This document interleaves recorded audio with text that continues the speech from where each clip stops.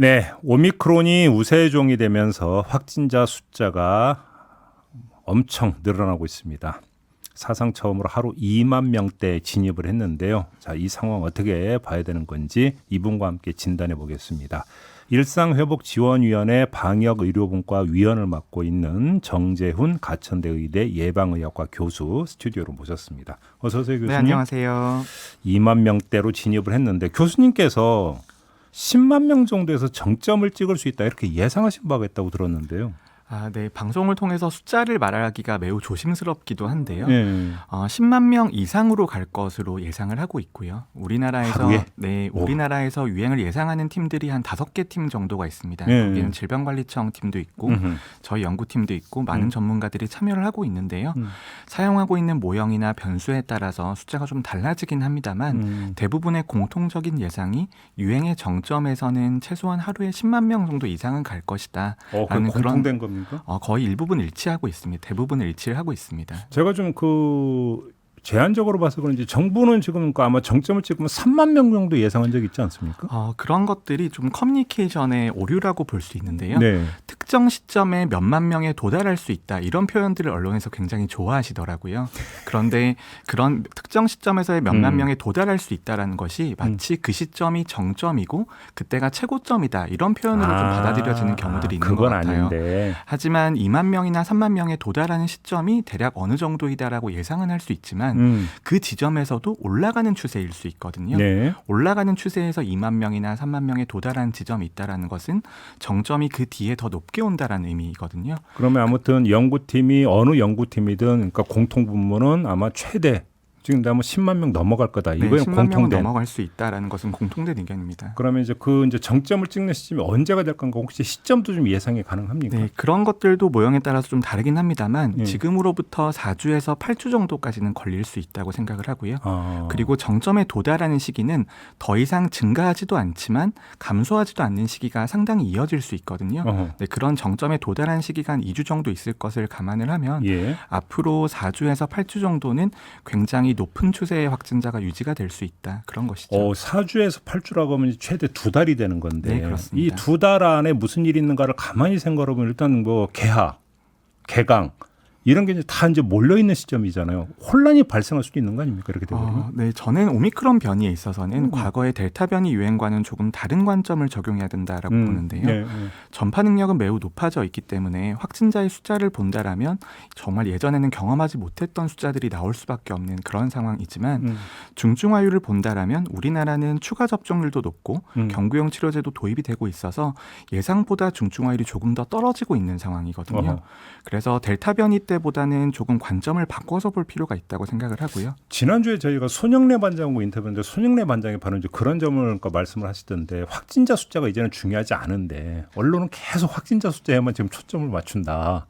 아무리 얘기를 해도 잘 언론이 협조를 안 한다는 취지로 이야기를 하던데 그럼 주목할 점은 확진자 숫자의 총량이 아니라 위중증 환자 수가 얼마나 되느냐 이게 초점이라는 말씀이십니까? 저는 두 가지 모두 다 중요하다고 생각을 합니다. 네. 확진자 숫자를 보는 이유는 지금이 유행 정점에 도달했고 앞으로 좋아질지 나빠질지를 보는 데 있어서는 확진자의 숫자를 보는 것은 여전히 중요합니다만 그것만큼 중요한 것이 준비된 만큼 감당 가능한 범위의 유행 규모인지를 알아내는 것도 중요하거든요. 감당이라고 하는 게 이제 의료적인 측면에서 그렇습니다. 이야기죠. 그런데 의료적인 측면이라고 하는 것이 델타 변이에서는 중환자 병상이 매우 중요한 요소였었거든요. 그렇죠. 하지만 델타 변이 유행을 거치면서 중환자 병상에 있어서도 어느 정도 여유가 생긴 상태이고요. 하지만 중환자 병상 말고도 다른 대응 역량이 두 가지가 더 남아 있는데요. 그중에 하나가 지금처럼 확진자가 많이 늘어났을 때 경증 환자에 대한 진료 체계를 어떻게 가져갈 것인가가 첫 번째이고 두 번째는 경증 환자가 늘어난다는 말은 자가격리 또는 재택 치료를 받고 있는 사람들의 숫자가 늘어난다는 의미인 거거든요. 그렇죠. 이건 의료 역량을 넘어서서 사회적인 대응 역량이 감당 가능하냐에 대한 이야기거든요. 예를 들어서 한 10만 명 정도의 최대 확진자가 나온다라고 가정을 하면 일주일이면 70만 명 정도이고요. 그리고 70만 명이 7일씩 격리한다고만 해도 490만 명인 거거든요. 그렇죠. 그렇다면 전체 인구의 10% 정도가 순간적으로 자가격리될 수 있는 상황이 올 수 있는 것이고 그렇게 되네요. 진짜. 그 경우에 우리 사회의 물류 체계라든지 사회 필수적인 시설들이 유지가 가능할 것인가는 또 다른 이야기이긴 해서요. 그런 관점에선 유행 규모도 중요하다고 볼 수 있기 그다음에 또 하나 중요한 게 이제 그 델타에 비해서 오미크론이 우세종이 되면서 그러니까 중증화율이 많이 떨어졌다고는 하지만 다만 모집당이 되는 확진자 숫자가 엄청나게 늘어나면 위중증 환자의 수도 절대적인 수도 그래도 그러니까 늘어나는 거잖아요. 그럼에도 불구하고. 네, 그렇습니다. 그래서 유행 정점에서는 중환자 병상에서도 조금 모자랄 가능성이 있고요.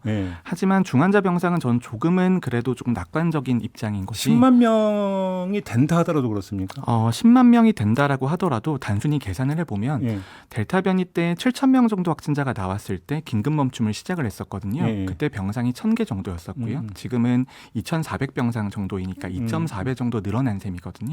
거기에 더해서 추가 접종도 진행이 되어 있고 경구용 치료제도 들어간 데다가 오미크론 변이의 중증화율이 델타 변이보다 3분의 1에서 4분의 1 정도인 것 같거든요.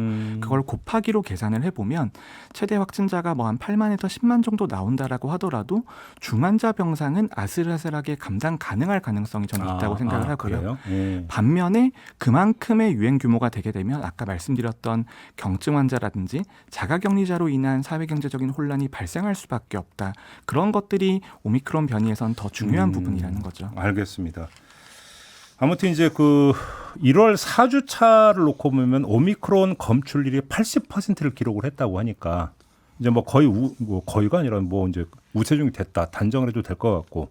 근데 이번에 또 스텔스 오미크론 이야기가 나오던데 이건 뭐예요? 네, 스텔스 오미크론이라는 것들을 보면은 참 네이밍이 중요한 것 같은데요. 굉장히 위험해 보이는 요소이긴 한데 이거 안 보인다는 거 못 잡는다는 뜻 아닙니까? 처음에는 이제 일반적인 검사로는 확인이 불가능할 것이라고 생각을 해서 이런 이름이 나왔는데요. 하지만 오미크론 변이도 변이 바이러스잖아요. 그 안에서도 변이가 계속 일어나거든요. 변이 안에서 아종의 변이가 다시 일어난 것이고요. 하지만 오미크론 변이에 속해 있기 때문에 우리나라에서는 진단검사에 있어서도 큰 문제가 없고 전파 능력이나 중증화율에 있어서도 오미크론 변이만큼의 급격한 변화는 없다라고 되어 있기 때문에 아종이 하나가 생겨나서 여기로 대체는 일어나고 있지만 이게 전체적인 전략이나 아니면 상황의 변화를 일으킬 정도의 수준은 아니라고 평가를 하고 있습니다. 교수님 이건 어떻게 봐야 돼요? 이제 계속 변이가 계속 발생을 하잖아요. 근데 이 변이가 이제 그러니까 계속 발생을 하면 할수록 그래서 어떤 치명률은 떨어진다. 그러니까 이렇게 이제 주워 들었는데 혹시 오미크론 다음에 새로운 변이가 치명률에 다시 또 상당히 센 변이가 나올 수도 있는 겁니까? 최재청 교수님처럼 진화생물학 하시는 분들께서도 그렇게 말씀들을 많이 하시는데요. 저는 단기적인 관점에서의 변화의 방향은 무작위라고 생각을 합니다. 무작위다? 네, 대표적인 발레가 델타 변이이죠. 전파 능력은 높아졌지만 중증화율도 조금 높아진 상태였거든요. 하지만 단기적인 방향에서는 그렇게 무작위로 변할 수 있지만 장기적인 방향에서 엔데믹으로 가기 위해서는 이런 식으로의 선택 압력이 작용할 가능성도 있는 것인데요. 하지만 과학적인 원리로 본다라면 전파력은 당연히 높아지는 방향으로 변하는 것이 당연한 일이지만 중증화율에 있어서의 그 변화의 방향을 예상하기는 매우 어렵다라고 설명드리겠습니다. 주어들은 풍월로는 숙주하고 같이 살아야 되기 때문에 그러니까 이 독성은 계속 떨어진다. 추세가 이렇게 된다 이렇게 들었거든요. 근데 일반적인 감염병은 그렇게 변하는 경우들도 있습니다만 지금은 변이의 방향이 격리가 되기 전에 최대한 증상 발현을 빠르게 하고 전파를 높이는 방향으로만 변화가 작용을 하거든요. 그런데 그 과정에서 수반되는 변화가 중증화율이 떨어지는 방향일 수도 있지만 중증화율이 높아지는 방향일 수도 있거든요. 그러면 최재천 교수님 이제 일상회복지원위원회 공동 위원장을 또 맡고 계시기도 한데 그 설 특집으로 이제 저희하고 이제 그 길게 인터뷰를 해주셨는데 이 오미크론 변이가 우세종이 되면서 코로나 엔데믹이 올 수도 있다. 이렇게 전망을 해주셨거든요. 이 전망 그럼 어떻게 생각을 하십니까? 저도 일부분은 동의를 합니다. 오미크론 변이라는 것이 전파 능력이 매우 높아져 있지만 다행히도 중증화율에 있어서 큰 폭의 감소가 있었거든요. 그렇기 때문에 저는 한 번에 매우 큰 유행이 남아있지만 그 유행이 지나가고 나면 예전보다 상황이 많이 좋아질 수 있을 것이라고 생각을 하고요. 한 번 남아있던 대유행이 조금 전에 말씀하셨던 한 앞으로 그러니까 최대 8주 그거 말씀하시는 거예요? 네, 그렇습니다. 그 유행이 끝나고 나면 그래도 대응 능력도 사회가 많이 올라갈 것이고요. 그다음에 감염으로 면역을 획득한 사람들의 비율이 높아질 수 있기 때문에 다음의 상황은 매우 좋아질 수 있다고 생각을 하는데요. 오미크론 변이에 대해서 낙관론도 있고 비관론도 있는데 저는 그 사이 중간쯤 어디에 현실이 있다고 생각을 합니다. 비관적으로 본다라면 앞으로 한 2달, 3달 정도 사이에 정말 심각한 유행을 한번 경험해야 된다라는 게 비관론이 될 수 있을 거고요. 하지만 그게 끝나고 난다라면 면역 수준이 높아지게 되면서 그 다음은 점차 엔데믹으로 갈 수 있을 것이다 것이다라는 희망이 공존하고 있는 상황이거든요. 그러면 지금 서구 유럽 같은 경우는 이제 엔데믹 대비한다 뭐 이런 식으로 하니까 WHO에서 시기상조다 이런 입장을 내놓은 바가 있잖아요. 그럼 WHO 시기상조라고 하는 입장은 그냥 아주 원론적인 차원에서 만사 불에튼튼 차원이 아니라 실제로 여기에 현실화될 가능성까지 염두에 두고 있다고 봐야 되는 겁니까? 많은 분들이 팬데믹과 엔데믹을 이분법적으로 나눠서 생각을 하시거든요. 네. 하지만 팬데믹에서 엔데믹은 점진적으로 단계적으로 나아가는 것이지 한 번에 지금 순간부터 엔데믹이다라고 말하기는 매우 어려운 상황이고요.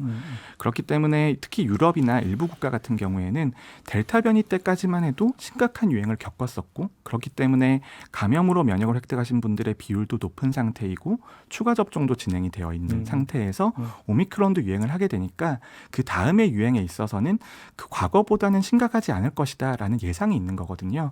하지만 우리나라는 상대적으로 과거의 감염이 잘 통제가 되었었기 때문에 오미크론 유행이 다른 국가보다 더 심각할 가능성은 있는 것이고요. 그럼에도 불구하고 이 유행이 끝나고 나면 다음 상황은 조금 더 좋아질 수 있을 것이다라는 거죠. 알겠습니다. 이제 조금 전에 이제 사회 경제적인 그 영향도 이제 말씀을 해주셨잖아요. 그래서 궁금한 게 사회적 거리두기 조정이 어떻게 이루어지는가가 좀 궁금한데 대선 후보들 같은 경우는 밤 9시 영업 제한이 무슨 의미가 있느냐 다들 이런 식으로 이야기하는데 어떻게 받아들이십니까? 저는 유행 정점에 도달할 때까지는 지금의 체계를 유지할 필요가 있다라고 생각을 합니다. 특히 지금의 방역 정책에서 가장 중요한 것은 감당 가능한 만큼의 피해를 받자라는 것이거든요. 그렇다면 지금에서 방역 체계에 조정이 있다라면 지금도 급격하게 유행이 증가하고 있는데 더 빠른 속도로 유행이 증가하게 되면 방역 체계가 확충되는 속도를 따라갈 수 없을 가능성이 있고요. 하지만 유행 정점에 도달하고 나서부터는 더 이상의 사회적 거리두기가 저는 사실상 의미가 없어지는 시점이 올 수 있다라고 생각을 합니다. 그리고 그 시점이 생각보다 멀지 않거든요. 전문가들의 예상으로는 2달이나 3달 정도의 그 시점이 올 수 있게 되고 그때부터는 저는 좀 전향적으로 방역상에 있어서 이행이나 완화 전략을 적극적으로 검토할 시점이 올 수 있다라고 근데 봅니다. 당분간은 유지가 필요하다 네. 이런 말씀이시고 지금 검사 체계 있잖아요. 그러니까 앞으로 이제 바뀌는 게 좀 검사 받아야겠는데 그럼 일단 먼저 그러니까 자가 검사 키트로 해보고 여기서 양성이 나오면 그때 PCR 검사 받는다 이거잖아요. 이럴 수밖에 없는 겁니까? 네, 우리나라에서 PCR 검사 체계가 이때까지는 잘 유지가 되어 왔습니다. 예. 그 이유 중에 하나가 5명의 검체를 하나로 모아서 검사하는 취합검사법이 있기 때문이거든요. 예. 하지만 이 취합검사법이라고 하는 것이 항체의 양성률이 올라가기 시작하면 그 검체의 양성률이 올라가기 시작하면 그때부터는 효용 가치가 떨어지는 지점이 생기고요. 지금부터는 PCR 진단검사 체계를 유지하기가 어려워지는 시점이 생기게 됩니다. 그렇기 때문에 진단검사에 있어서도 감당 가능한 만큼의 변화가 필요한 것이고요. 그게 신속 항원 검사를 이용한 방법인데 아무래도 성능이 떨어지기 때문에 PCR 검사가 감당하던 기능이 진단 검사를 통해서 확산을 억제하는 기능들이 있었거든요. 네. 하지만 그 기능까지는 이제 기대하기 어려워지는 상태이고 증상이 있는 사람을 빨리 찾아내서 치료받고 격리할 수 있게 하는 그런 방식으로 전략의 전환을 의미하는 겁니다. 알겠습니다. 자, 오늘 말씀 여기까지 듣도록 할게요. 고맙습니다, 교수님. 네, 감사합니다. 네, 지금까지 정재훈 가천대 예방의학과 교수와 함께했습니다.